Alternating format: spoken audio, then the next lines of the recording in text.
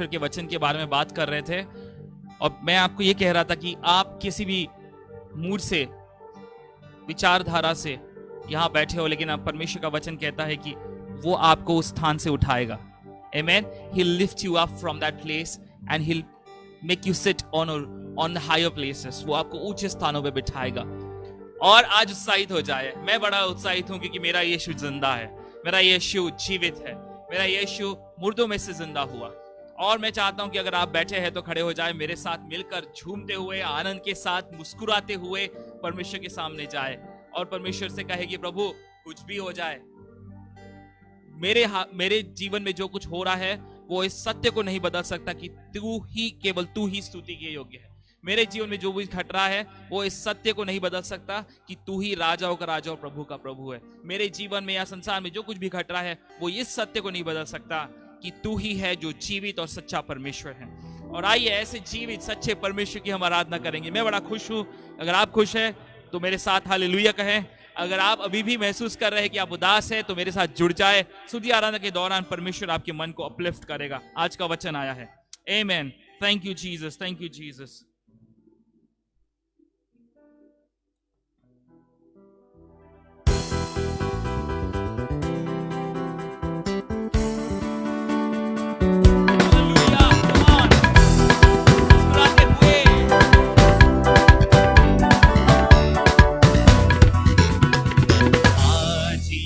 यीशु जिंदा है, हम बताने आए हैं। आज यीशु जिंदा है, हम बताने आए हैं। ये हम बताने आए हैं। हाँ, हम बताने आए हैं। ये हम बताने आए हैं। हाँ, हम बताने आए हैं।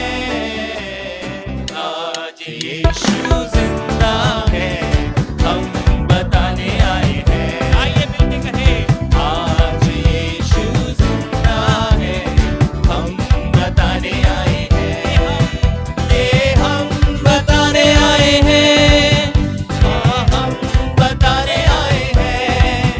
ये हम बताने आए हैं। हाँ, हम बताने आए हैं।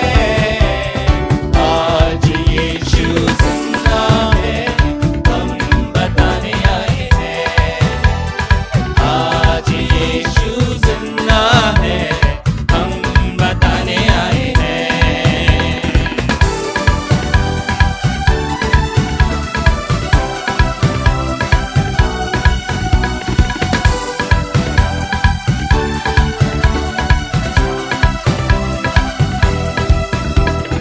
जब यीशु दुनिया में था, घोड़ी को चंगा किया।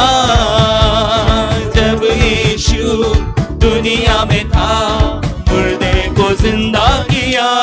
ओ, जब यीशु दुनिया में था, घोड़ी को चंगा किया। जब यीशु दुनिया में था, मुर्दे को जिंदा किया। मिलके कहे, ये हम बताने आए हैं। हाँ, हम बताने आए हैं। ये हम बताने आए हैं। हाँ, हम बताने आए हैं। आज यीशु जिंदा है, हम बताने आए हैं। हालेलुया कहे, यीशु जिंदा है। यीशु जिंदा है, हम बताने आए हैं।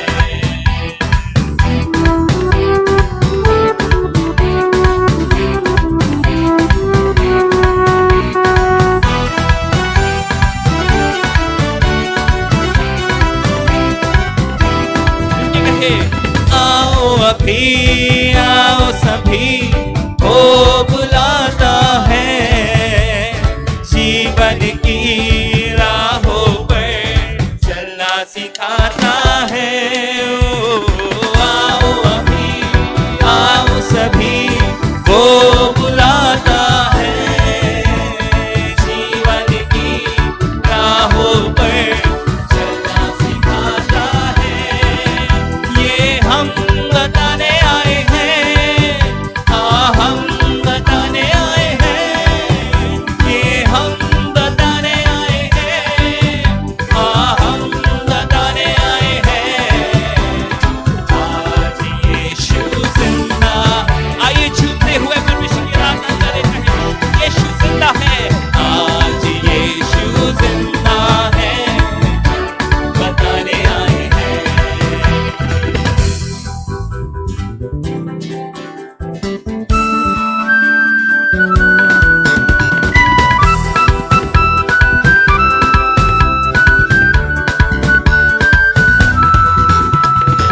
जब यीशु दुनिया में था, कोढ़ी को चंगा किया। जब यीशु दुनिया में था, मुर्दे को जिंदा किया। जब यीशु दुनिया में था, कोढ़ी को चंगा किया। जब यीशु दुनिया में था, मुर्दों को जिंदा किया। ये हम बताने आए हैं, हाँ हम बताने आए हैं। ये हम बताने आए हैं, हाँ हम बताने आए हैं। आज यीशु, आइए परमेश्वर की आराधना करें। आए हैं, ओ आज यीशु जिंदा है, हम बताने आए हैं। ओ आज यीशु जिंदा है, हम बताने आए हैं। महिमा करे, आज यीशु जिंदा है, हम बताने आए हैं। ओ हम बताने आए हैं, ओ हम बताने आए हैं। हाँ प्रभु, तू जिंदा है और हम ये बताने आए हैं। हम घोषित करने आए हैं कि प्रभु तू आशा है, प्रभु तू ही आशा है। हम ये बताने आए हैं कि तू ही मार्ग है, तू ही सत्य है और तू ही जीवन है। प्रभु धन्यवाद करते हैं। आप अपने मुंह को खोले और परमेश्वर की स्तुति करें। हम ये बताने आए हैं कि परमेश्वर ही है जो रास्ता है, वही राह है, वही राह है। ओ हालेलुया, ओ तेरी महिमा हो, वो प्रभु आपकी महिमा करते हैं। हालेलुया, थैंक यू जीसस। प्रभु सचमुच तेरी महिमा हो, तेरी स्तुति हो यस लॉर्ड, और तेरे नाम का जलाल हो। वे भी आइए इस गीत को गाए और परमेश्वर की महिमा करें और कहे, प्रभु तेरे मारे जाने से, तेरे गाड़े जाने से और तेरे मौत में से जी उठने से प्रभु हमें अनंत काल का जीवन मिला है। क्यों ना आज संसार को बता दे, क्यों ना आज दुनिया को बता दे जो मौत से डर रही है, उन्हें बता दे कि हमारे पास एक ऐसा जीवन है जो कभी नहीं खत्म होगा, जो अनंत काल का है।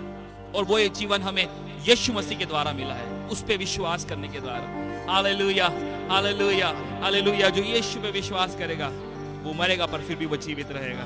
We will never die, he will live an everlasting life। और प्रभु यीशु मसीह के साथ अनंत काल का जीवन हम जिएंगे।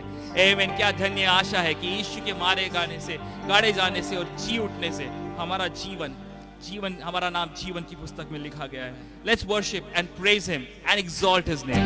आइए मिलके कहे आमीन, हालेलुया। झूमते हुए परमेश्वर की आराधना करें, ताली बजाते हुए परमेश्वर की आराधना करें। Yes, let's praise him। महिमा महिमा हो तेरी, महिमा महिमा हो तेरी, ओ महिमा महिमा हो तेरी, महिमा महिमा हो तेरी। तुम्हारा कहे महिमा महिमा हो तेरी, महिमा महिमा हो तेरी, महिमा महिमा हो तेरी, महिमा महिमा हो तेरी। ओ यीशु तेरी महिमा करता हूँ मैं सर्वदा। ओ यीशु तेरी महिमा करता हूँ मैं सर्वदा।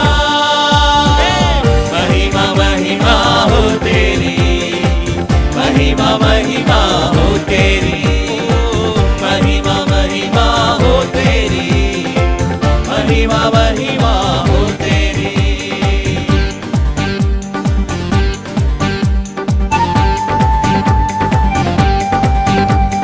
तेरे मारे जाने से, तेरे गाड़े जाने से, मौत पर भी विजय पाने से। तेरे मारे जाने से, तेरे गाड़े जाने से, मौत पर भी विजय पाने से।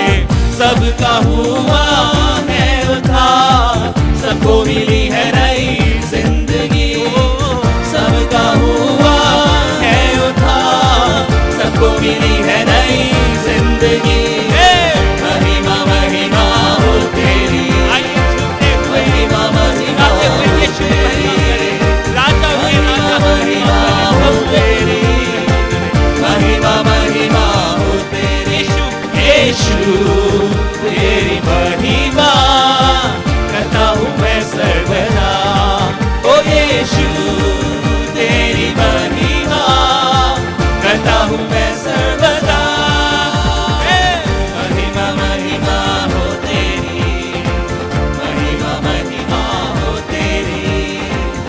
महिमा महिमा हो तेरी, महिमा महिमा हो तेरी।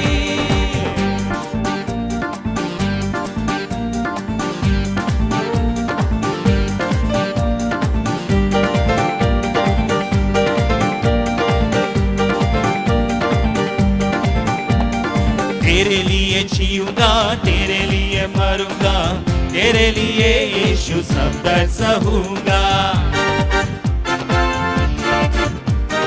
तेरे लिए जीऊंगा, तेरे लिए मरूंगा, तेरे लिए यीशु सब दर्द सहूंगा।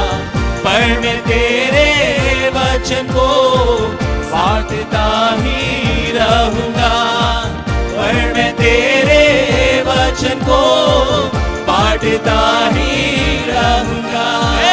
महिमा महिमा हो तेरी, यीशु राजा, महिमा महिमा हो तेरी, महिमा महिमा हो तेरी, महिमा महिमा हो तेरी। ओ यीशु तेरी महिमा करता हूँ मैं सर्वदा, यीशु तेरी महिमा करता हूँ मैं सर्वदा। महिमा महिमा हो तेरी, महिमा महिमा हो तेरी, महिमा महिमा हो तेरी, महिमा महिमा हो तेरी। ओ यीशु तेरी महिमा करता हूँ मैं सर्वदा, यीशु तेरी महिमा करता हूँ मैं सर्वदा। महिमा महिमा हो तेरी, महिमा महिमा हो तेरी, महिमा महिमा हो तेरी, महिमा महिमा हो तेरी, महिमा महिमा हो तेरी, महिमा महिमा हो तेरी, महिमा महिमा हो तेरी, महिमा महिमा हो तेरी, महिमा महिमा उसके नाम को ऊंचा उठाए। कहे प्रभु यीशु तेरी महिमा हो तेरी। यदि आप ये कह सकते तो मेरे पीछे कहिए, मेरे साथ कहे महिमा महिमा तेरी हो, महिमा महिमा हो तेरी, महिमा महिमा हो तेरी, महिमा महिमा हो तेरी, महिमा महिमा हो तेरी, महिमा महिमा हो तेरी। हाँ प्रभु तेरी महिमा हो, तेरी महिमा हो, ओहो तेरी महिमा हो। तेरे मालिक, तेरे सर्वशक्तिमान, तेरे जैसा कोई नहीं है। तेरी महिमा सदा की है। ओ तू महान है, तू राजा है मेरा। ओ तेरी आराधना हो मेरे यीशु, तेरी स्तुति हो मेरे राजा। तू महान है, सर्वशक्तिमान है। ओ तेरे मारेगा, ओ तेरे लड़ जाने से महान है।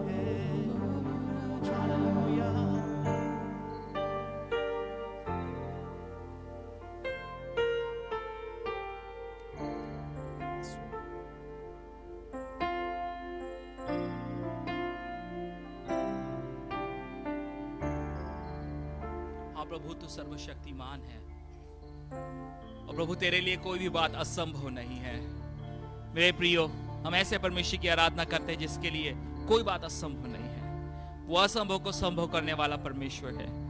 अगर आप अपने जीवन में ऐसे परिस्थिति का सामना कर रहे हैं जो आपको लगता है कि असंभव है, अगर आपको लगता है कि जो दुनिया में घट रहा है वो उसका दूर हो जाना असंभव है, अगर आपको लगता है कि लोगों का बीमारी से चंगा होना असंभव है, अगर आपको ऐसा लग रहा है कि आर्थिक स्थिति बदलना असंभव है, यदि आपको ऐसा लगता है कि आपके जीवन में कुछ अच्छा होना असंभव है, तो मैं आपको बताना चाहता हूं कि परमेश्वर का वचन कहता है कि वो असंभव को संभव करने वाला है। विश्वास करें, विश्वास के साथ हमारे साथ इस गीत को गाए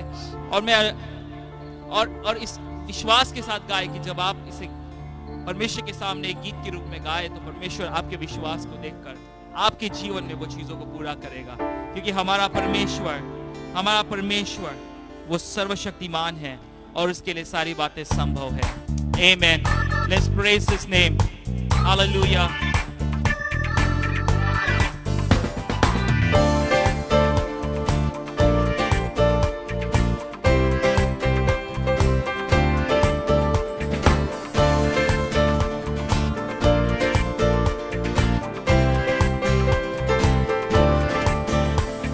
सर्वशक्तिमान है मेरा प्रभु, संभव है सब कुछ उसके लिए। आइए मेरे साथ गाए। सर्वशक्तिमान है मेरा प्रभु, संभव है सब कुछ उसके लिए। सारी सृष्टि का रचने वाला पिता वो मेरा आनंदित हो।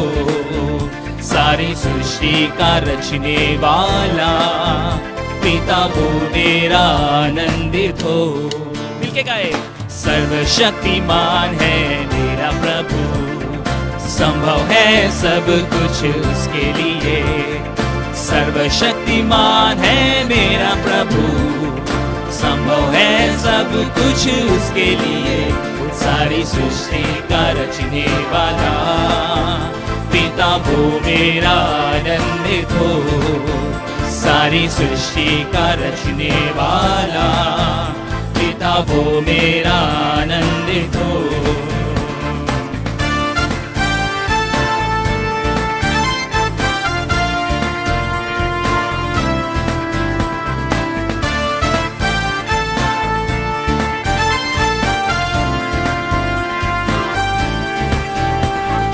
राफा यहोवा देता शिफा मुझको। शब्बा यहोवा प्रभु है यहाँ पर। राफा यहोवा देता शिफा मुझको। शब्बा यहोवा प्रभु है यहाँ पर।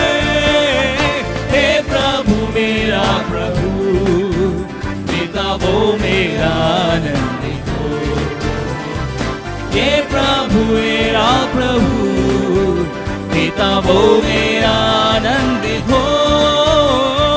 सर्वशक्तिमान है मेरा प्रभु, संभव है सब कुछ उसके लिए। सर्वशक्तिमान है मेरा प्रभु, संभव है सब कुछ उसके लिए। सारी सृष्टि का रचने वाला पिता वो मेरा आनंदित हो। सारी सृष्टि का रचने वाला पिता वो मेरा आनंदित हो।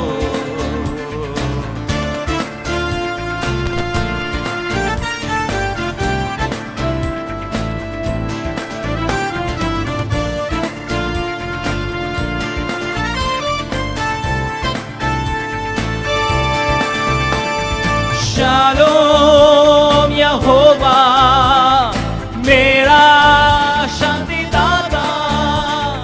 निसी यहोवा झंडा जगा मेरा। हे शालोम यहोवा मेरा शांति दाता। निसी यहोवा झंडा जगा मेरा। हे प्रभु मेरा प्रभु, पिता वो मेरा आनंदित हो। हे प्रभु मेरा प्रभु, पिता वो मेरा आनंदित हो। सर्वशक्तिमान है मेरा प्रभु, संभव है सब कुछ उसके लिए। सर्वशक्तिमान है मेरा प्रभु, संभव है सब कुछ उसके लिए। सारी सृष्टि का रचने वाला पिता वो मेरा आनंदित हो। सारी सृष्टि का रचने वाला पिता वो मेरा आनंदित हो।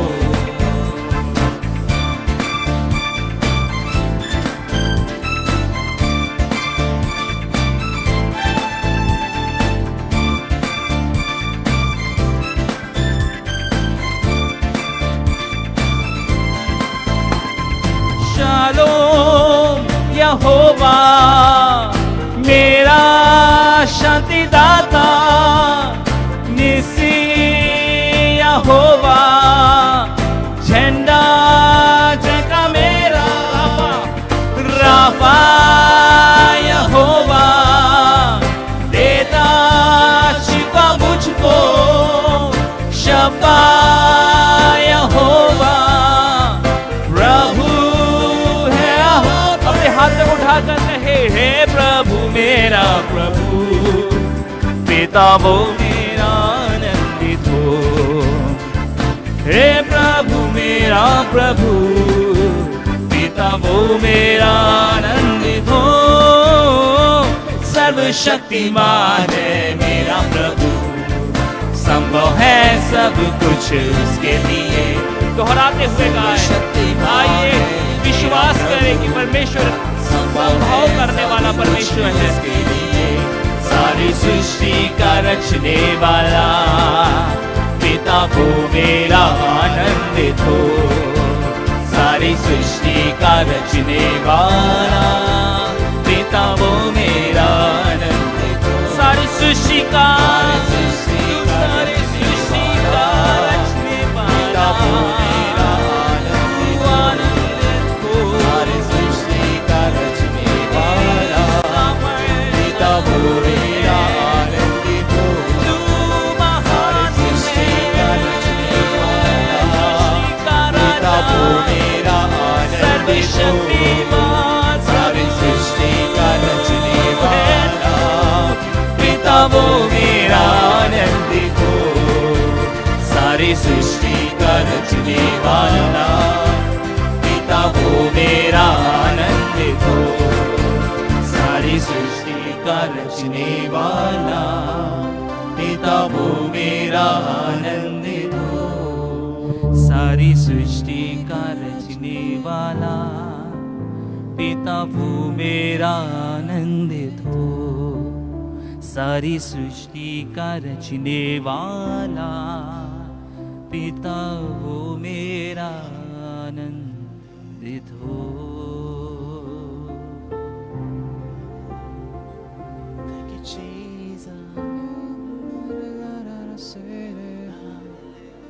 वो रचने वाला परमेश्वर है, सृष्टि का रचने वाला, वो रचेता है। You are the creator of तेरी स्तुति हो। You are the creator of this world, Father। वो रचने वाला है, वो शांति देने वाला यहोवा शालोम है। वो चंगा करने वाला यहोवा राफा है। वो रिहा करने वाला, वो यहोवा शम्मा, ओ यहोवा यीरे है, वो जरूरतें पूरी करने वाला है। वो महिमा में परमेश्वर है। हालेलुया।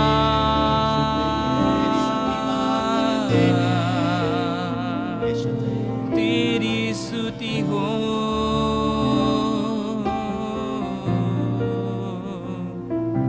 महिमा में प्रभु तेरी आराधना हो यीशु। हालेलुया।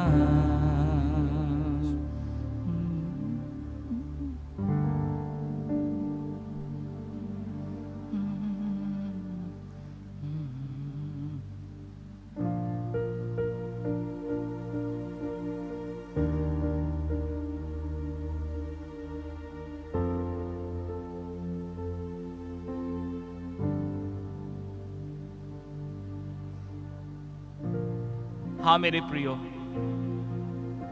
यीशु मसीह के लहू बहाने के द्वारा, उसके जीवन देने के द्वारा हम जो पराये थे, हम जो दूर थे, हम जो सताए हुए थे, उन्हें परमेश्वर ने अपना बेटा बना लिया, अपना बेटी बना लिया। हमें अडॉप्ट किया, हमें अपना बनाया, उसके राज्य का हिस्सेदार बनाया। और ये सब इसीलिए हुआ कि परमेश्वर ने हमसे प्रेम रखा।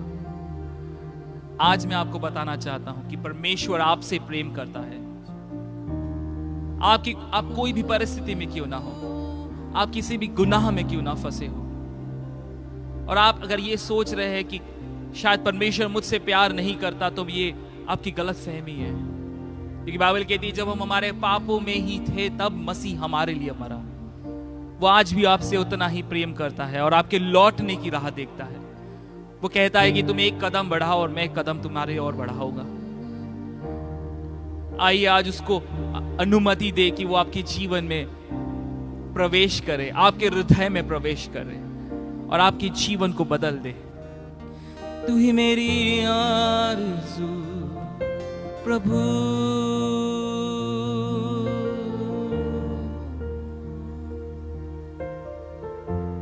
हालेलुया तेरी महिमा हो।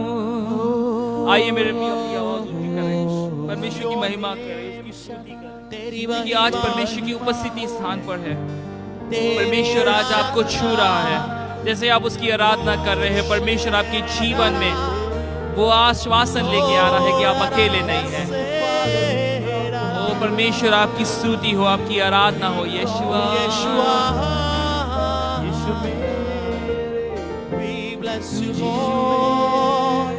Worship you, Lord. महिमा We glorify your name. यीशु मेरे तेरे नाम की हो आराधना।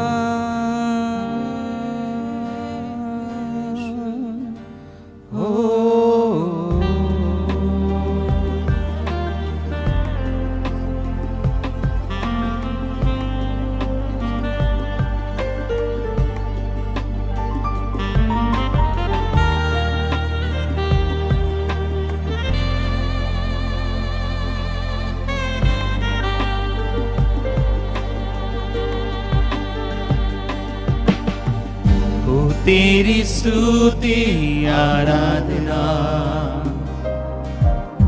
करता हूँ मैं तुझसे प्रार्थना। महिमा से तेरी तू इस जगह को भर, जो भी तू चाहे तू यहाँ पर कर। आइए मेरे साथ गाए। ओ तेरी स्तुति आराधना, अपने हाथों को उठाए और परमेश्वर की आराधना करें। करता हूँ मैं तुझसे ये प्रार्थना।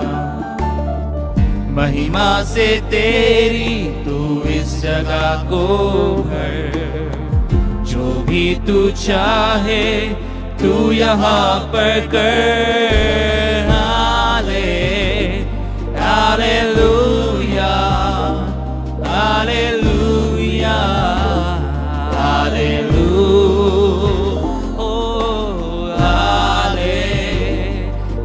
Hallelujah hallelujah hallelujah. करुणा से तेरी नया दिन दिखाता है, ढाल बनकर मेरी मुझे बचाता है। जब मैं पुकारूं तू दौड़ आता है, जब मैं गिरूं मुझे उठाता है। करुणा से तेरी नया दिन दिखाता है, ढाल बनकर मेरी मुझे बचाता है।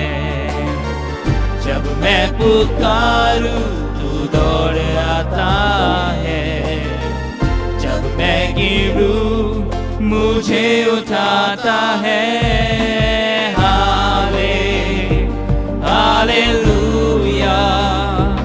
Hallelujah hallelujah. आइए उसकी आराधना करें, एक और बार गाए। Hallelujah hallelujah hallelujah.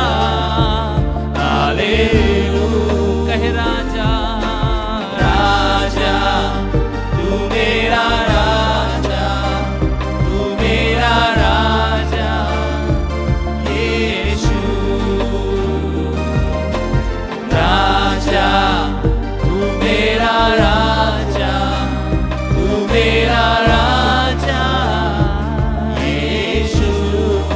है, प्यार है, प्यार है, तुझसे प्यार है, तुझसे प्यार है यीशु। ओ प्यार है, तुझसे प्यार है, तुझसे प्यार है यीशु। अपने हाथ को ऊंचा कर कहे हालेलुया, हालेलुया, हालेलुया, हालेलुया, ओ हालेलुया, हालेलुया, हालेलुया।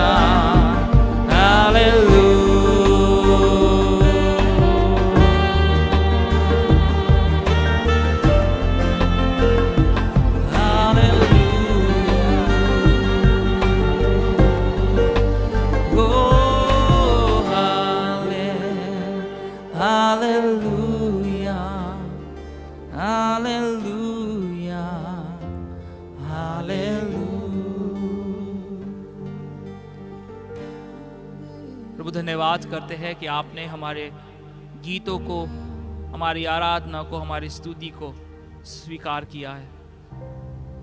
और साथ ही हम ये भी जानते हैं कि जो विश्वास के शब्द हमने दोहराए हैं और जो आशा हमने तुझ पर धरी है खुदा, उसके द्वारा प्रभु तूने हमारे जीवन में कार्य किया है। प्रभु धन्यवाद करते कि तूने राख से उठाकर हमें ऊंचे में खड़ा किया है। प्रभु आपके महान उपस्थिति के लिए हम धन्यवाद करते हैं। और पवित्र आत्मा, हम आपको धन्यवाद करते हैं कि आप सारी बातों को अद्भुत रीति से चला रहे हैं। जब हम वचन भी सुनते हैं, हम आपको धन्यवाद करते हैं कि प्रभु आप हमारे जीवन में बात करेंगे और आपका वचन हमारे जीवन में कार्य करेगा। हम धन्यवाद करते हैं, फिर से एक बार आपको महिमा देते हैं। यीशु मसीह के नाम से इस दुआ और प्रार्थना को मांग लेते हैं। सुनो दया से कबूल कर। आमेन, आमेन।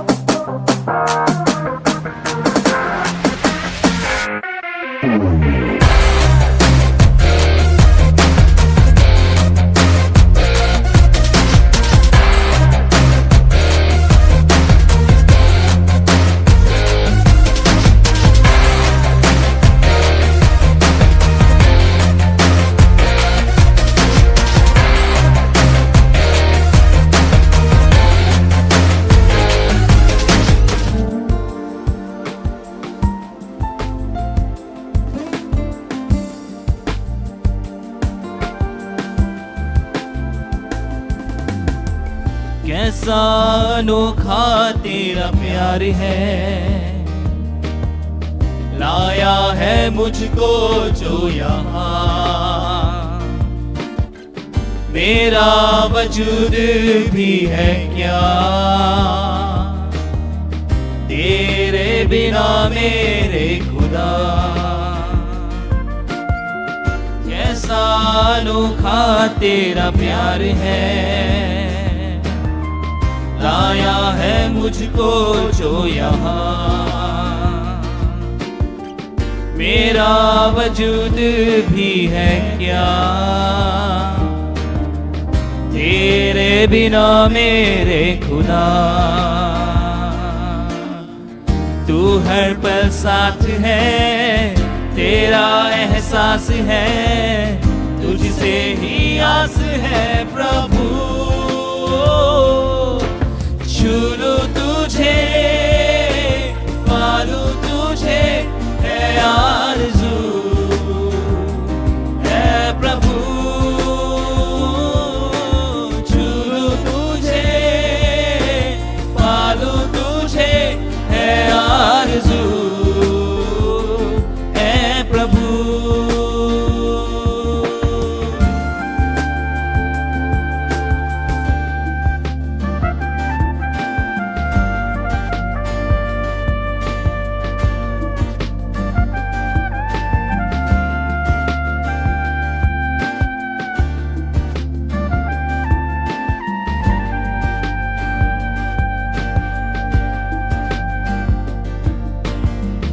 हर लम्हा तुझ में ही हो, हर वक्त तेरे ही संग हो यीशु,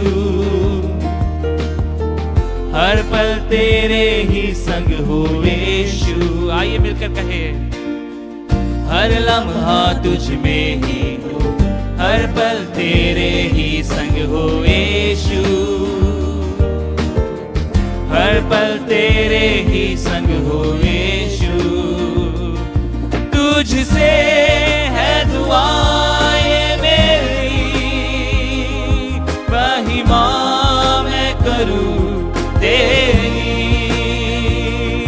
तुझसे है दुआएं मेरी,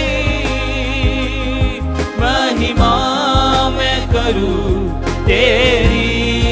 ओ तू हर पल साथ है, तेरा एहसास है, तुझसे ही आस है प्रभु। झूलू तुझे, पालू तुझे है आरज़ू, है प्रभु। कहे झूलू तुझे। आइए अपने हाथों को परमेश्वर की ओर बढ़ाए और कहे प्रभु तुझे झूलू है आरज़ू, है प्रभु।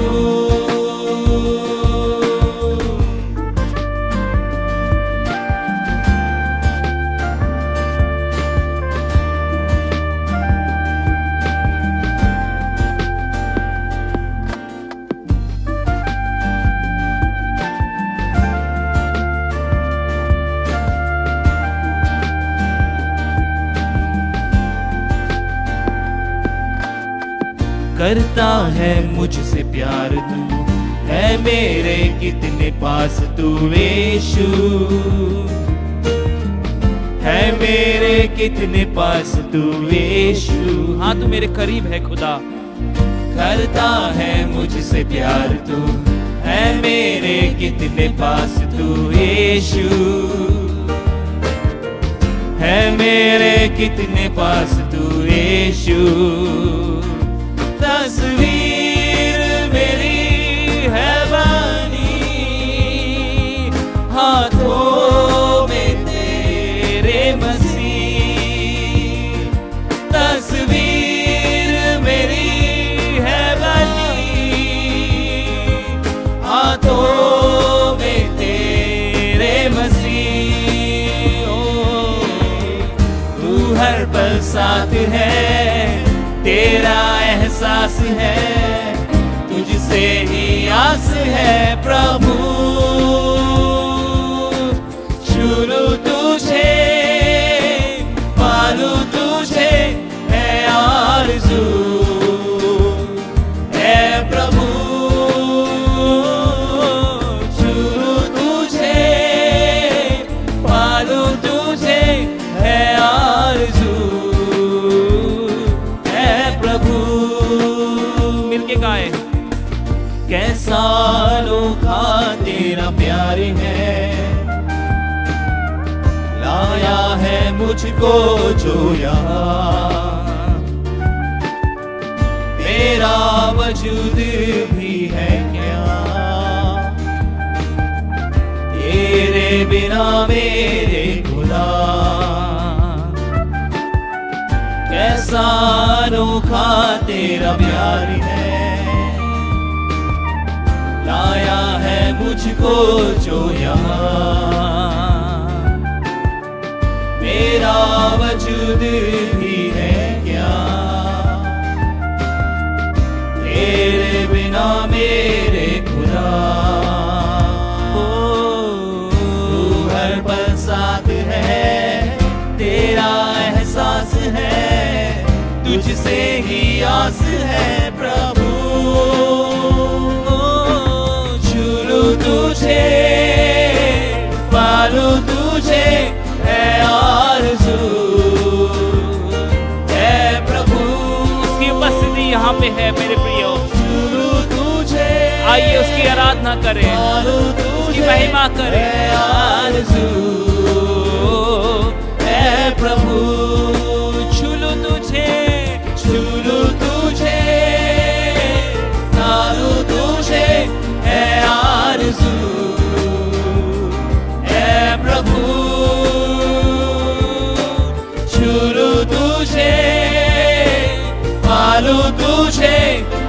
आरज़ू है प्रभु, है आरज़ू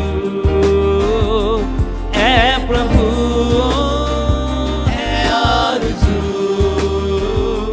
है प्रभु।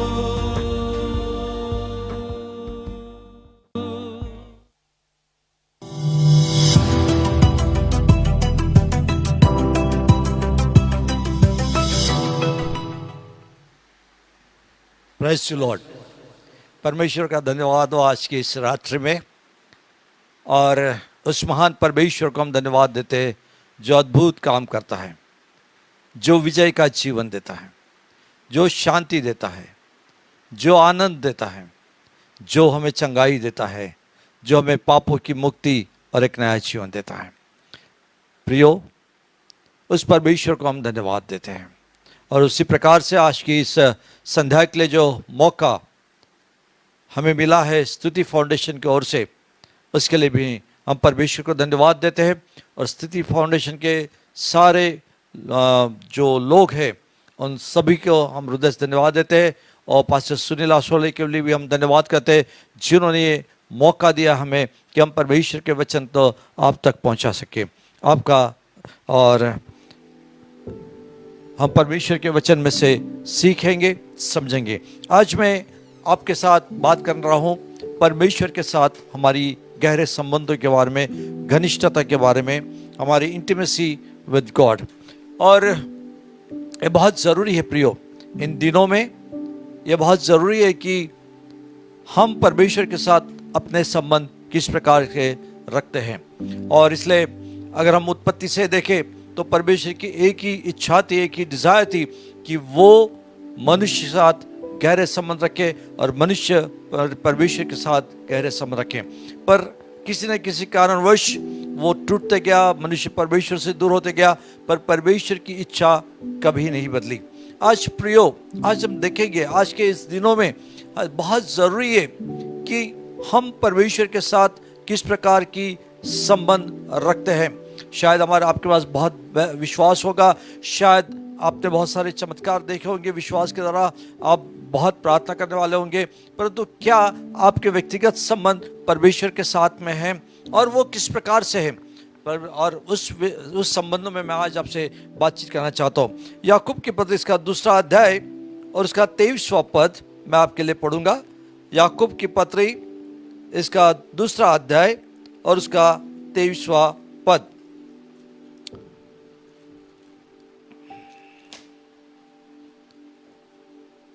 लिखा है कि पवित्र शास्त्र का यह वचन पूरा हुआ कि अब्राहम ने परमेश्वर पर विश्वास किया और यह उसके लिए धर्म गिना गया और वह परमेश्वर का मित्र कहलाया गया। और यहाँ हम क्या देखते हैं कि अब्राहम ने परमेश्वर पर विश्वास किया और वो उसके लिए धर्म गिना गया। परंतु यहाँ एक बहुत महत्वपूर्ण बात है जो परमेश्वर ने अब्राहम के लिए की, कि परमेश्वर ने अब्राहम को अपना मित्र कहा। क्यों परमेश्वर ने अब्राहम को मित्र कहा और परमेश्वर अब्राहम का मित्र कैसे बना, और क्या क्या क्वालिटी थी, क्या गुण था, कौन सी ऐसी बातें थी जिससे परमेश्वर को अब्राहम को दास से वो अब्राहम को कहता है ये मेरा मित्र है। और उसकी शुरुआत दास से होती है पर उसका अंत मित्रता के साथ में होता है। और प्रियो, यही आज हम देखने की कोशिश करेंगे, सीखने की कोशिश करेंगे, ताकि आज आप अगर आप विश्वासी हो तो विश्वासी से आप उसके मित्र बनते जाए और उसके साथ गहरे संबंध रखें।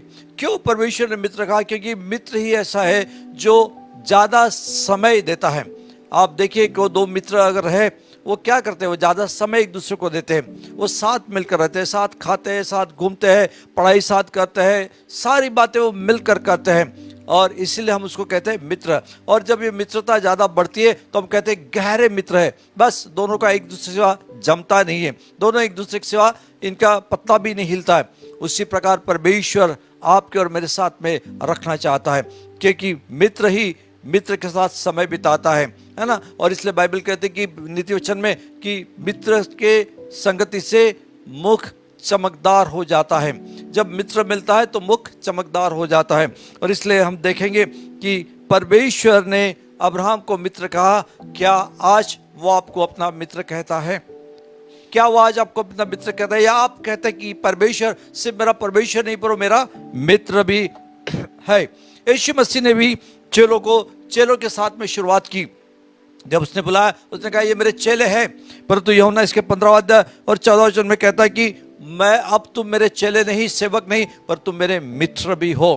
तो ये परिवर्तन आते गया। देखिए उनकी शुरुआत कहाँ से हुई थी, पर अंत में वो मित्र आए। और यीशु मसीह कहते हैं कि सेवक को कोई कुछ बताता नहीं, पर मित्र को सारी बातें बताई जाती हैं। और इसलिए जब अब्राहम परमेश्वर का मित्र बना और परमेश्वर जब सदम और गमोरा को नाश करने के लिए गया था, आधे रास्ते से लौट कर वापस आता है और कहता है, आधे रास्ते में कहता है कि जब तक मैं अब्राहम को इस बात को नहीं बताऊंगा तब तक मैं उस काम को नहीं करूंगा। क्या संबंध थे, क्या रिलेशनशिप थे उनकी, क्या प्रेम था एक दूसरे के प्रति। परमेश्वर का अब्राहम और अब्राहम का प्रेम के प्रति, क्यों एक दूसरे को बिना बताए कुछ काम कर ही नहीं पा रहे थे। उसमें इतना उनकी गहरी दोस्ती थी कि जब अब्राहम को लग रहा था कि वो बिना बच्चों से ही, संतान से मर जाएगा, वो बोलता है परमेश्वर अरे तेरे साथ मिलकर मेरा क्या लाभ, देखो मेरी संपत्ति का वारिस तो एलिएजर ही होगा। मतलब वो संबंध उनके, वो गहरे संबंध थे जहाँ अपने हृदय को भी वो खोल के रखता था। जो बातें हैं वो सब निकाल कर उसने परमेश्वर के सन्मुख रख दी थी। ये है मित्रता, है ना। हम जब संसार में होते हैं हम इसी प्रकार से मित्रता कहते हैं। हम सब अपने हृदय की सारी बातें खोल कर उसे बताए, किसी को भी नहीं बताते, पर मित्र को जरूर बताते। माँ बाप भी जब कहते अरे वो किसी को नहीं बताया, उसके मित्र को पूछो, उसका मित्र बताएगा, उसको सब मालूम है, वो कहाँ गया, क्या गया, क्यों नाराज है, क्यों नहीं खा रहा, क्यों है, और सारी बातें उसके मित्र को मालूम है। तो माँ बाप भी कहाँ इंक्वायरी करते हैं?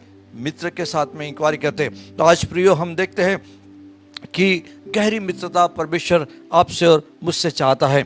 और जब परमेश्वर ने इस्राएल लोगों को मिस्र देश में से निकाल कर लाया, मित्रता का पहला जो नींव है वो है प्रेम। मित्रता का सबसे पहली नींव जो है जिस पे मित्रता खड़ी होती है या बढ़ते जाती है वो है प्रेम, आकर्षण, एक दूसरे के प्रति प्रेम और आकर्षण। और इस्राएल जब मिस्र देश में से उसको गुलामी से छुड़ा कर लेके आया, और व्यवस्था विवरण की किताब इसके 6वें अध्याय में वो कहता है, व्यवस्था विवरण किताब और उसके 6वें अध्याय को हम निकालेंगे और उसके 4थे वचन से, व्यवस्था विवरण किताब उसका 6वां अध्याय और उसके 4थे वचन में वहां लिखा है कि हे इस्राएल सुन, यहोवा हमारा परमेश्वर है, यहोवा एक ही है। तो अपने परमेश्वर यहोवा से अपने सारे मन और सारे जीव और सारे शक्ति के साथ प्रेम रखना, और जो आज्ञा मैं आज तुझे सुनाता हूं तेरे मन में बनी रहे, और तूने अपने बाल बच्चों को समझा कर सिखाया करना। क्या कहता है परमेश्वर इस्राएल को? जब वो मिस्र देश में गया तो क्या डिमांड उसने किया? क्या डिमांड किया अब्राहम के संतानों से? क्या उसने डिमांड किया? उसने कहा कि प्यार करो, परमेश्वर से प्यार करो, क्योंकि प्यार ये फाउंडेशन है, ये नींव है जिसके आधार पर मित्रता बढ़ती जाती है। और प्रेम जब होता है तब बाइबल कहती है कि वहाँ सहनशीलता भी होती है, वहाँ धीरज भी होता है, और वहाँ एकता भी होती है ना। तो प्रियो, परमेश्वर कहता है कि सबसे पहले प्रेम रखो, और उसने कहा कि तुम ही मत रखो पर तुम्हारे बच्चों को भी तुम सिखाओ कि परमेश्वर से प्रेम रखना है। सारे शक्ति से, सारे मन से, सारे धन से परमेश्वर से प्रेम रखो। मित्रों के बीच में सारी बातें साझेदारी में होती है। जब पृथ्वी पर हम मित्र देखते हैं वो किसी बात को रोक के ही नहीं रखते, वो एक दूसरे के खुला कर देते हैं, वो उन दोनों को सारी बातें साझे में होती है, और इसलिए वो अच्छे मित्र कहलाते हैं। तो प्रियो, अगर हमें परमेश्वर का मित्र कहलाना है, गहरे संबंधों में जाना है, और इन दिनों की जरूरत है जब हम अंतिम दिनों में जी रहे हैं और सब कुछ हम देख रहे हैं, हमारे इर्द गिर्द में जितनी परेशानी दिख रही, बीमारियां दिख रही, महामारी दिख रही, फाइनेंशियली आर्थिक समस्या दिख रही, उसमें एक बात अब बहुत ज़रूरी है कि हम बहुत अंत के दिनों में जी रहे हैं, और ये बहुत ज़रूरी है इन दिनों में कि हम परमेश्वर से प्रेम रखें। बिना प्रेम से हम परमेश्वर के साथ में गहरे संबंध नहीं रख सकते, और अगर हमारे गहरे संबंध नहीं तो हम उसका मार्गदर्शन भी प्राप्त नहीं कर सकते। और इसलिए नीड है मनुष्य की, वो समझे इसे और आज अपने सोच को बदल दे, अपने विचार। वो धार्मिक प्रवृत्ति में शायद होगा कि मैं बाइबल पढ़ता हूँ, मैं चर्च में जाता हूँ, मैं पैसे देता हूँ, मैं प्रार्थना सभाओं में जाता हूँ। पर मेरा सवाल है, इस बहुत सारे लोग कहते हैं, बहुत सारे लोग करते हैं, पर तो क्या परमेश्वर से आप प्रेम करते हैं?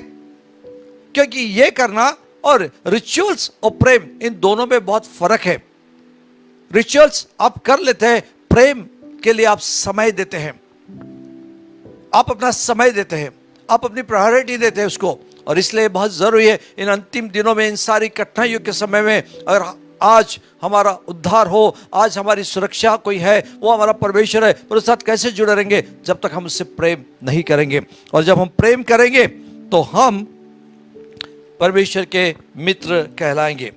दूसरी जो महत्वपूर्ण बात है अब्राहम की, क्यों परमेश्वर ने उससे मित्र कहा? क्योंकि वो एक अच्छा आराधक था।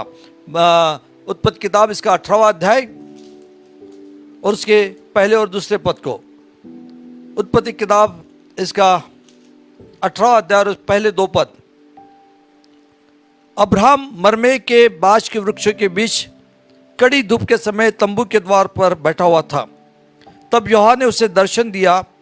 उसने आँख उठाकर दृष्टि की और क्या देखता है कि 3 पुरुष उसके सामने खड़े हैं।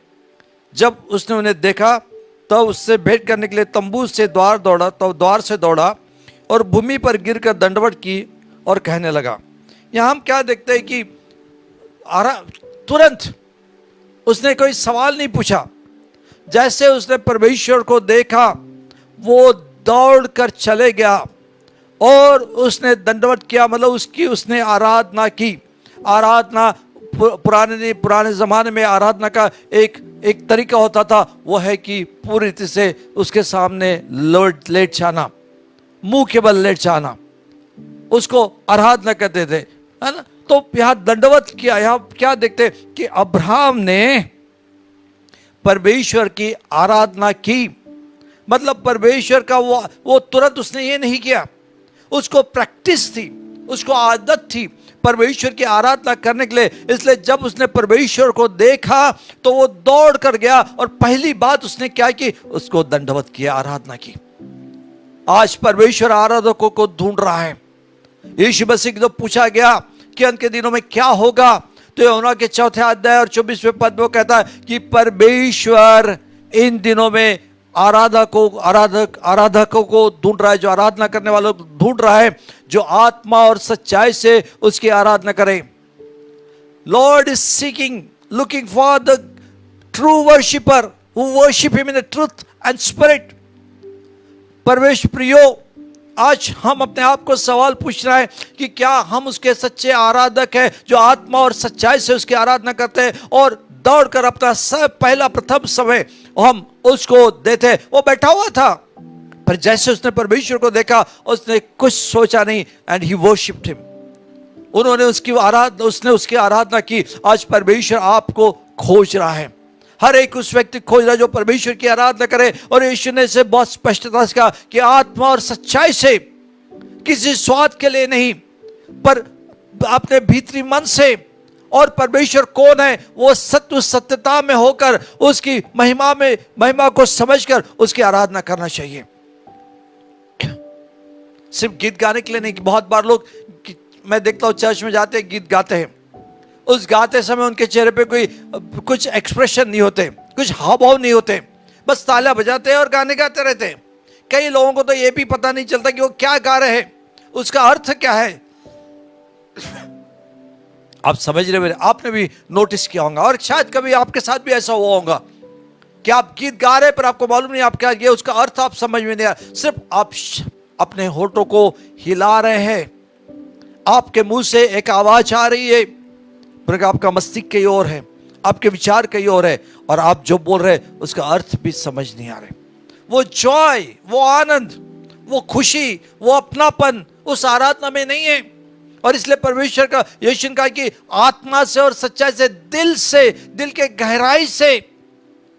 और वो कौन है, इस बात को समझकर हमें उसकी आराधना करना चाहिए। बहुत दुख की बात है, हम कलीसिया में देखते हैं कि लोग आते हैं और आराधना के समय इधर उधर देखते हैं, सामने वाले बच्चों से खेलते हैं, दरवाजे की ओर रास्ता देखते रहते हैं, ऊपर देखते हैं, नीचे देखते हैं, वो अपने परमेश्वर की ओर ध्यान नहीं देते। परंतु प्रियो, आज मैं आपसे कहना चाहता हूं, दिल से कहना चाहता हूं आपसे, अगर आप ऐसे हैं तो आज अपने आप को बदल दीजिए, क्योंकि वो सच्चे आराधकों को ढूंढ रहा है और यही आराधक उसके साथ में रहेंगे। यही आराधकों को वो अपना प्रिय मित्र कहलाएगा। और इसलिए आज अगर आप ऐसे हैं तो अपने आप को बदल दीजिए, अपनी सोच को बदल दीजिए पूरे दिल से, गहराई से। वो कौन है? वो कौन है? हमारी निर्मित को समझे, हमारे उद्धार को समझे, हमारे पापों से मुक्ति को समझे, उसके उस प्रेम को समझे, उसके उस क्रूस पर के बलिदान को समझे, उसके उस लहू के बहने को समझे और उसके कोड़े खानों को समझे, उसने जो दर्द, दुख और अपमान आपके मिले उस प्रेम को समझे और दिल के गहराई से उसकी आराधना करें। जब भी आप कहीं आराधना करना चाहते हैं, अपने घर में हो या आप हाउस ग्रुप मीटिंग्स में हो या किसी सभाओं में हो या आप चर्च में हो, आप पूरे ध्यान देकर, कि पूरा ध्यान उसके। दाऊद कहता है कि मैं तेरे भवन में लोग तेरे शायद सामर्थ्य कामों के बारे में देखेंगे, पर मैं तेरी मनोहरता की तरफ अपनी दृष्टि लूंगा। कितना तू सुंदर है, तेरे सामर्थ्य कामों नहीं, तेरी मनोहरता, तेरी सुंदरता की ओर दृष्टि लगाऊंगा और मैं तेरी आराधना करूंगा।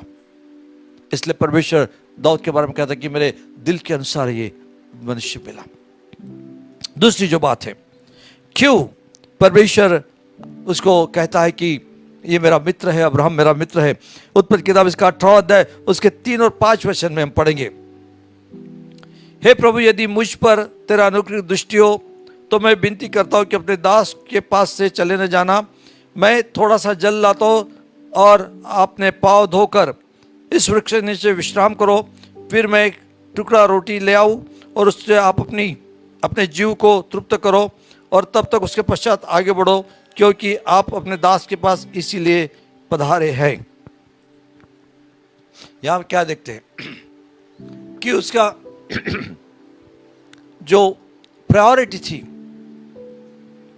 उसकी प्राथमिकता क्या थी? कि परमेश्वर के साथ समय बिताए, परमेश्वर को प्रसन्न करें। वो समझ गया, उसने कहा कि आप इसीलिए पधारे हैं।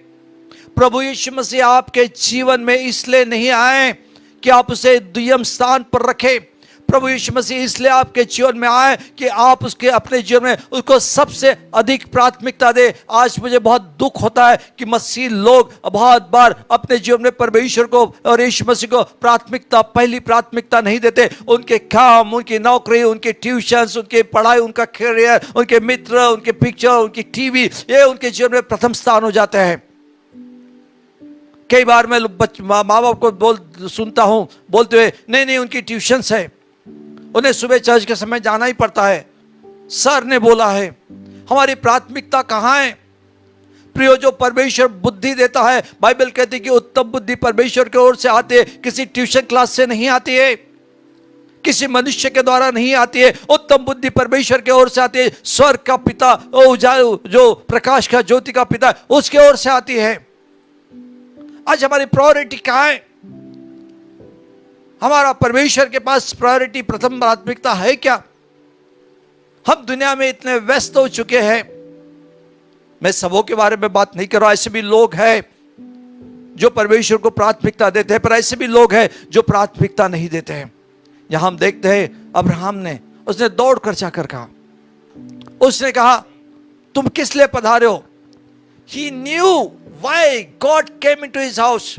वो जान गया था कि परमेश्वर उसके जीवन में क्यों आया, ताकि परमेश्वर उसके साथ समय बिताए। और अब्राहम ने उसको समझ लिया और उसने उसको पहली प्राथमिकता दी।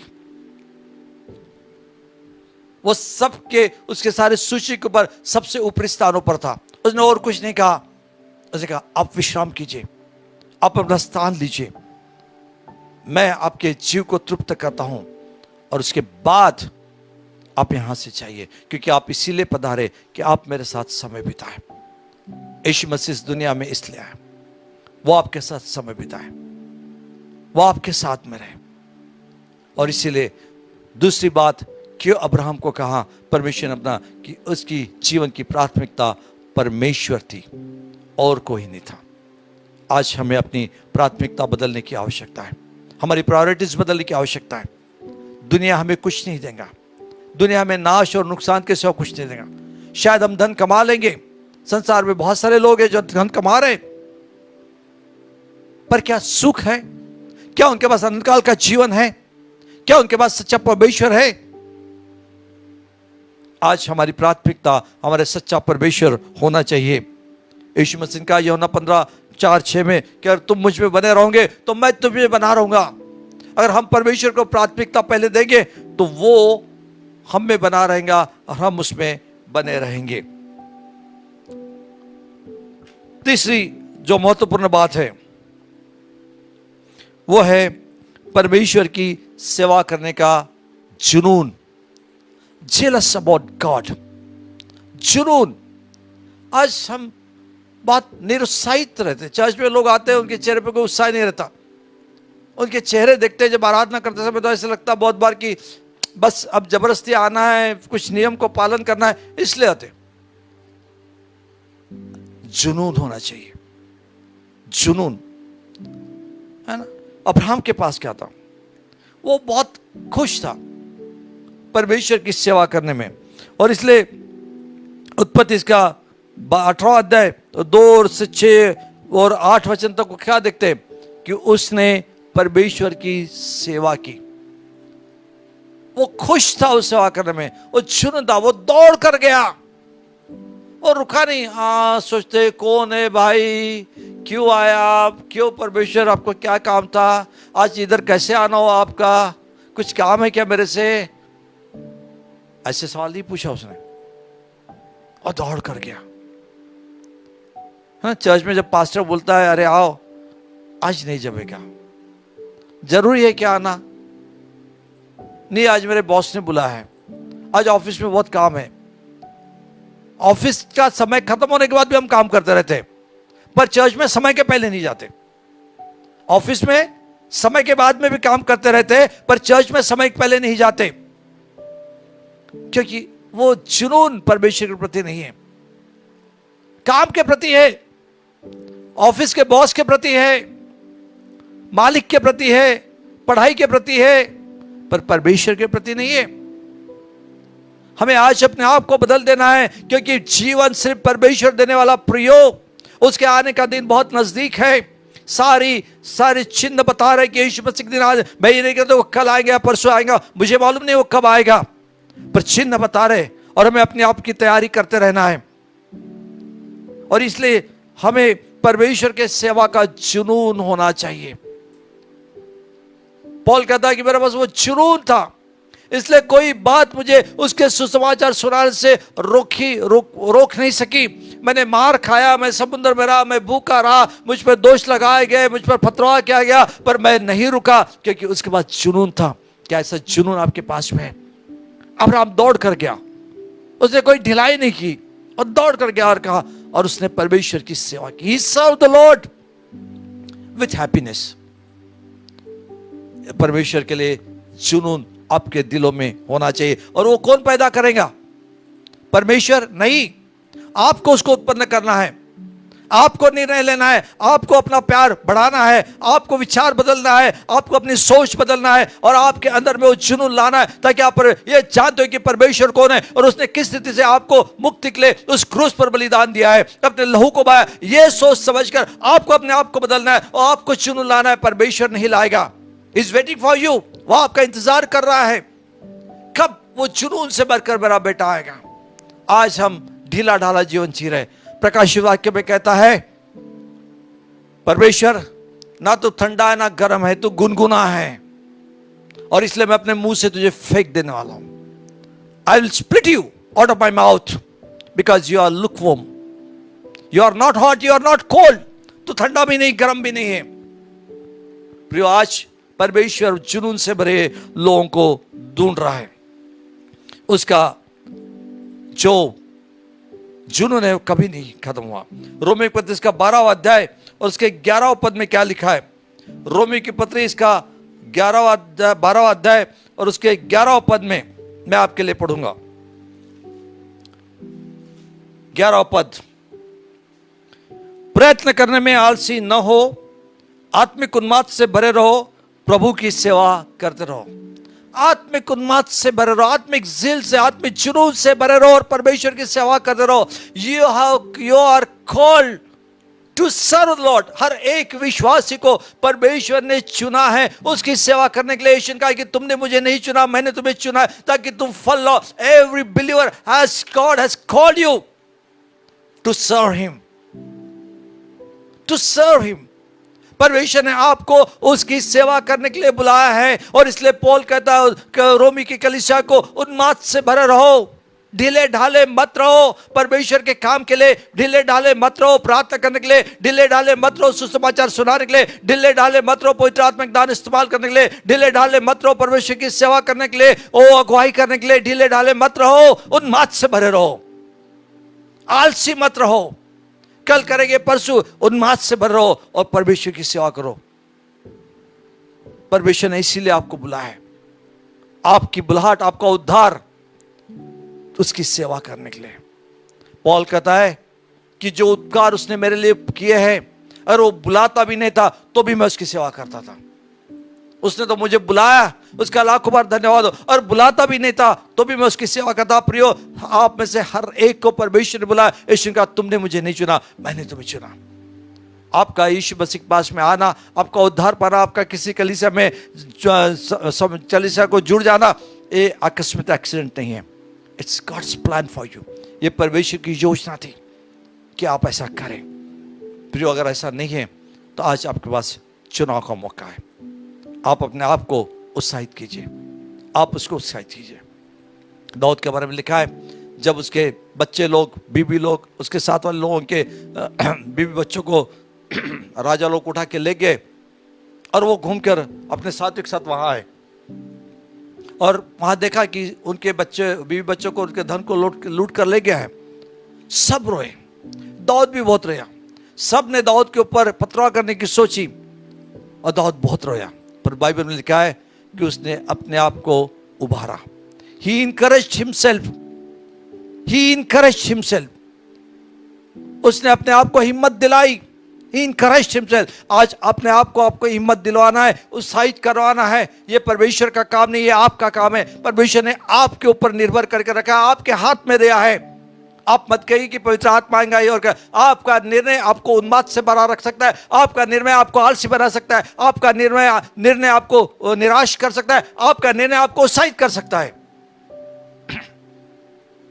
और इसलिए जब अब्राहम था, उत्साह से भरा था, परमेश्वर कहा तू मेरा मित्र है। चौथी बात, जो परमेश्वर का मित्र होता है वो देने वाला होता है। उत्पत्ति 18:5-8 से अगर आप पढ़ेंगे तो हम क्या देखते हैं? अब्राहम ने दिया। परमेश्वर ने कोई डिमांड नहीं की, वो आए, बट ही गेव। प्रियो, जब अगर हम परमेश्वर के प्यार करेंगे, हम उसके मित्र बन जाएंगे, हम देने वाले लोग बनेंगे। आज बहुत से लोग अपने दशमांश और बेटों को चर्च में नहीं देते। वो बोलते अरे आपको नहीं मालूम, मुझे बहुत जरूरत है। वो परमेश्वर को, पैसे को अपने पास में रख लेते हैं, थोड़ा सा देते हैं और ये भी पूछते हैं क्या परमेश्वर पैसे से प्रेम करता है? बिल्कुल नहीं। परमेश्वर बिल्कुल पैसे से प्रेम नहीं करता। परमेश्वर आपसे प्रेम करता है। पर क्या आप परमेश्वर से प्रेम करते हैं? और आपका परमेश्वर का प्रेम आप किस विधि से प्रकट करेंगे? वन ऑफ द वे, एक तरीका है वो आपका देना। जब आप अपने दोस्त से प्रेम करते हैं और उसका जब विवाह होता है, क्या आप उसको एक छोटा सा 10 रुपए का बख्शिश देकर आते हैं? आप जिससे प्रेम करते हैं, आपके घर के परिवार के लोग साथ में जब उनका विवाह होता है, जब छोटा सा बख्शिश देकर आते हैं, कि आप बड़ा देते हैं? क्यों आप बड़ा देते हैं? बड़ा बख्शिश क्यों देते हैं? बड़ी गिफ्ट क्यों देते हैं? क्योंकि आप उनसे प्रेम करते हैं और आप अपने प्रेम को प्रकट करना चाहते हैं। You want to reveal how much you love them. आप रिवील करना चाहते हैं कि आप कितना प्रेम करते हैं, और वो वस्तु के आधार पर होता है। आप फ्रिज करते हैं, बड़ा फ्रिज करते हैं, सोने की अंगूठी देते हैं, चेन देते हैं, और जो द बेस्ट आपकी क्षमता के बाहर, कभी कभी हमारी क्षमता के बाहर भी हम देते हैं। क्यों? क्योंकि हम प्रेम करते हैं, बिकॉज वी लव देम। है ना, हम उससे प्रेम करते हैं। जब हम कहते हैं परमेश्वर से प्रेम करते हैं, कैसे प्रेम करेंगे? जब हम अपना देंगे 100%। 100% परमेश्वर आपके पैसों के लिए, पर परमेश्वर प्रेम को चाहता है। और वो प्रेम कैसे दिख पाएगा? आपके देने के द्वारा। हाउ मच यू गिव, आप कितना देते हो, इस पर निर्भर है कि आप परमेश्वर से कितना प्रेम करते हो। आप कितना देते हो, इस पर निर्भर करता है कि आप परमेश्वर से कितना प्रेम करते हैं। आज अपनी सोच को बदल दो, बेस्ट परमेश्वर को देना शुरू करो, क्योंकि वो बेस्ट परमेश्वर है। अब्राहम ने बेस्ट परमेश्वर को दिया, वो गिवर था। बाइबल कहती है कि वो उस जमाने का सबसे अमीर आदमी बन गया। क्यों? क्योंकि वो गिवर था। आज हम बहुत बार कंजूसी करते हैं, बहुत बार देने में रुक जाते हैं। बहुत सारे प्रश्न रहते हैं, बच्चों की पढ़ाई का फीस है, स्कूल फीस, टैक्सी, घर का किराया, लाइट बिल, ये वो सब, LIC का इंस्टॉलमेंट, बजाज फाइनेंस का इंस्टॉलमेंट, इसका इंस्टॉलमेंट, कार का इंस्टॉलमेंट। बोलते हैं नहीं, परमेश्वर समझता है। Start giving to prove your love. देना शुरू करो आपके प्रेम को प्रूव करने के लिए, and then you see how God is going to bless you. Bible कहती है मलाक किताब में कि वो आकाश के जरूर खोल कर देगा, और सिर्फ जरूर खोल कर नहीं देगा, पर जो आशीष देगा उसकी भी रक्षा करेगा। आपके एक जेब में आकर दूसरे जेब से नहीं जाएगा। He will protect your blessings, वो आपके ब्लेसिंग्स को रक्षा करेगा। आप मलाक किताब पढ़ लीजिए, 3रा अध्याय, आपको समझ में आएगा। चौथी बात, वो मध्यस्थता। He was a man of prayer, वो मध्यस्थी करने वाला था। आज प्रार्थना में बहुत कम लोग आते हैं, प्रार्थना में बहुत कम लोग आते हैं, बोलते हमारे पास समय नहीं। वो मित्रों के साथ समय बिताएंगे, परिवार में समय बिताएंगे, ऑफिस में समय बिताएंगे, रिश्तेदारों के साथ समय बिताएंगे, पर प्रार्थना में समय नहीं बिताएंगे, और अपेक्षा करते हैं कि परमेश्वर बड़े बड़े काम करे। He was a man of prayer, वो इंटरसेसर था, वो लगातार लोगों के लिए प्रार्थना करता था। और देखते हम जो उत्पत्ति किताब इसका 18 अध्याय 23 से 25 में, जब वो सदम और गमोरा को नाश करने जा रहा था, उसने लूत के लिए मध्यस्थी की, उसके परिवार के लिए मध्यस्थी। And he saved his Neiphiu, उसने अपने उस भतीजे को बचाया, उसके परिवार को बचाया मध्यस्थी कर, अदरवाइज परमेश्वर उसको भी नाश कर डालता था। और आप बाइबल कहती तिमोथी की पत्री 1 तिमोथी 2 अध्याय 1 से 4 कि हम लगातार प्रार्थना करने वाले, मध्यस्थी करने वाले लोग बन जाए। 1 तिमोथी 2 अध्याय 1 से 4 पद कहता है कि हमें लगातार प्रार्थना करते रहना है मध्यस्थी के लिए। God has called you as a intercessor. भजन संहिता 106 में कहता है कि मेरा दास मूसा अगर जोखिम के स्थान पर खड़ा न होता तो मैं सारे इस्राएल को नाश कर देता। Because of A one man Moses, God saved all the community of Israel। एक मनुष्य मूसा कारण परमेश्वर ने सारे इस्राएल के कम्युनिटी को, समाज को बचा लिया उस दे, because he intercede for them, उसने मध्यस्थी की। प्रिय, आज परमेश्वर खोज रहा मध्यस्थी को। क्या हम मध्यस्थी करने वाले लोग हैं? अगर हम मध्यस्थी करने वाले लोग रहेंगे, हम परमेश्वर के दास बनेंगे।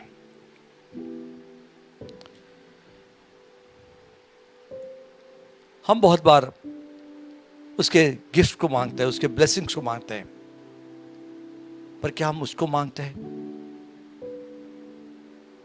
एक बार डीजेस दिनाकरण जो थे प्रभु के महान दास, वो बता रहे थे कि वो प्रार्थना कर रहे थे ऑफिस में जाने के पहले। उन्होंने जल्दी तैयार हो, उनका नियम था, वो जल्दी तैयार हो जाते थे और फिर सुबह ही प्रार्थना करते, पर जाने के पहले भी वो प्रार्थना में बैठते थे। He was a man of prayer, वो बहुत प्रार्थना करते थे। And he was praying। Office जाने के पहले वो ड्रेसअप हो गए, वो प्रार्थना कर रहे थे, और अचानक परमेश्वर ने उन्हें आवाज दी। उन्होंने परमेश्वर ने पूछा, He was praying for gifts of the spirits, वो सामर्थ के लिए प्रार्थना कर रहे। परमेश्वर ने उससे पूछा, तुझे क्या चाहिए? आत्मा के दान चाहिए, सामर्थ चाहिए, गिफ्ट चाहिए, या मैं चाहिए? और दिनाकरण ब्रदर ने कहा, मुझे तू चाहिए। आई नीड यू लॉर्ड, मुझे और कुछ नहीं चाहिए, मुझे तू चाहिए। और परमेश्वर को उन्होंने प्राथमिकता दी, उसके सामर्थ को नहीं, उसको प्राथमिकता दी। हम बहुत बार हमारी प्रार्थना में सामर्थ को प्राथमिकता देते हैं, वो बुरी बात नहीं है। परमेश्वर ने ब्रदर दिनाकर को सारे दानों से ब्लेस किया और उनके द्वारा महान चमत्कार के काम किए, और हजारों हजारों हजारों हजारों जिनकी आप गिनती नहीं करते ऐसे लोग परमेश्वर के राज्य में उनके द्वारा लेकर आए। पर उन्होंने क्या खोजा? उन्होंने सामर्थ नहीं, उन्होंने उसको खोजा। आज हम किसको खोजते हैं? बहुत जरूरी है। पास्टर बिल जॉनसन एक बहुत बड़े प्रभु के सेवक थे। वो कहते हैं कि I did not marry my wife so we could talk on phone और correspond by mail. I married her to enjoy her presence. मैंने अपने पत्नी से इसलिए शादी नहीं की कि मैं फोन से या ईमेल से उससे बातचीत करूं, मैं उसकी उपस्थिति में रहकर उसका आनंद उठाना चाहता हूं। प्रियो, आज आपको और मुझको परमेश्वर ने इसलिए बचाया कि हम उसकी उपस्थिति में बने रहें, हम उसकी उपस्थिति में बने रहें। और जब हम इस प्रकार से कहेंगे तो परमेश्वर आपको और मुझे भी मित्र कह लेगा। ऑलरेडी वो हमारे बारे में वो बोल के रखता है। यशायाह किताब इसका यशायाह किताब इसके 41वां अध्याय और उसके 8 पद में लिखा है, हे मेरे दास इस्राएल, हे मेरे चुने याकूब, हे मेरे तरह अब्राहम के वंश, तू जिसे मैंने पृथ्वी के दूर देश से लिया है और पृथ्वी की छोर से बुलाकर देखा, तू मेरा दास है और मैंने तुझे चुना नहीं पर तुझे तजा है। तजा नहीं, चुना है पर तजा नहीं। यहां हम क्या देखते हैं? वो अब्राहम के वंश के बारे में बोलता है। अब्राहम के वंश के बारे में क्या बोलता है? तू मेरा मित्र है। परमेश्वर आपकी तरफ देखता है, वो आप मित्रता के रूप में। और बाइबल कहती है गलती पर इसके 3 अध्याय में कि जितनों ने अब्राहम के समान विश्वास किया वो अब्राहम की संतान है। मतलब आपको भी परमेश्वर आगे चलता है कि अन्य जातियों को भी परमेश्वर ने विश्वास द्वारा बुलाया। इसका अर्थ है कि आपको भी परमेश्वर अब्राहम के संतान के रूप में कहता है कि तुम मेरे मित्र हो। पर क्या हम कह सकते कि हम परमेश्वर के मित्र हैं? क्या इतने बातें हम कर सकते हैं? और प्रियो, अगर इतनी बातें हम करेंगे तो हमारे गहरे संबंध यीशु के साथ में होंगे, मित्रता के। And you will see the change. आप अपने जीवन में एक बदलाव देखेंगे। You will carry his presence. आप उसकी उपस्थिति को अपने झालेंगे। हर समय वो आपके साथ में रहेगा। हर आपकी परीक्षाओं में, आपके उत्तम समय में, आपके ऑफिस में, आपके पढ़ाई में, आपके परिवार में, आपके व्यवसाय में, हर एक कामों में he will with his presence will with you. वो कहता है कि मेरी उपस्थिति तेरे साथ बने रही है। And you will call the friend of God. आप परमेश्वर के मित्र कहलाएंगे। प्रभु इन वचनों से आपकी सहायता करे कि आपके गहरे संबंध प्रभु के साथ में हो इन अंतिम दिनों में, और परमेश्वर आपको आशीष दे। हम प्रार्थना करेंगे। खुदा बाप, हम धन्यवाद करते हैं तेरे पवित्र वचन के लिए, उसके प्रकाशन के लिए धन्यवाद करते हैं। सारे सुनने वालों पर तेरा अनुग्रह दे। तेरे वचन का प्रकाशन तेरे पवित्र आत्मा की सामर्थ्य उन तक पहुंचने दे। उनकी सोच, विचार, कल्पनाएं बदल दे। सारे बंधनों से मुक्त कर प्रभु जी, और एक आजाद कर, ताकि वो तुझसे प्रेम कर सके, तेरे मार्गों पर चल सके और तेरे मित्र बन सके। आपके अनुग्रह के हाथ में सबको सौंपता हूं पिता, बड़ी आशीष बरकत दे। हम सारी महिमा आपको देते हैं और इस प्रार्थना का बड़े उद्धार करता प्रभु यीशु के नाम से मांगते, सुन ग्रहण कीजिए। आमीन। परमेश्वर का धन्यवाद हो। God bless you. Good night.